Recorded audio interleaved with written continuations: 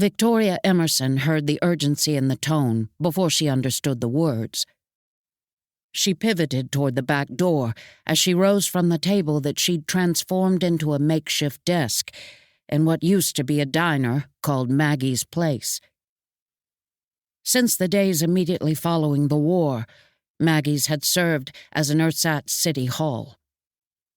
Victoria's knees scooted her chair across the wooden floor as she stood. "What on earth is that?" asked Ellie Stewart. They'd been meeting about the status of the clothing bank, now that the air had begun to smell like winter. "Whatever it is, it sounds important." Victoria opened the door. A horse approached at a full gallop. Its rider, her 14-year-old son Luke, hung tight to the saddle horn with his left hand while he slapped the reins with his right. Never having sat a horse until a few weeks ago, he'd taken to it well, but he was pushing the beast way too hard on the asphalt roadway. "Blue fire!" he yelled. "Coming down the river! Blue fire! Coming down the river!" Victoria's heart doubled its rate. "Is he shouting blue fire?" Ellie asked, standing. Everyone understood blue fire to be the code phrase for the highest level of alert.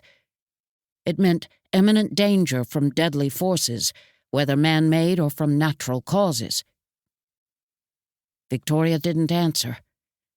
Instead, she reached back inside the door and grabbed the M4 rifle that was never more than a few feet away from her. It was a sad fact about feral, terrified humans that violence came more instinctively than kindness. That was a lesson hard learned in the first days after Hell Day, after the war. Slinging the rifle over her shoulder, she adjusted the pistol that always rested on her hip to make room for the stock, and stepped the rest of the way outside.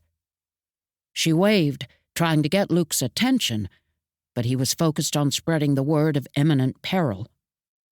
She shivered against the chill of the autumn air and jogged around the side of the building toward the intersection of Mountain Road and Kanawha Road, the spot that had evolved by silent consensus to be the social and governmental center here in Ortho, West Virginia.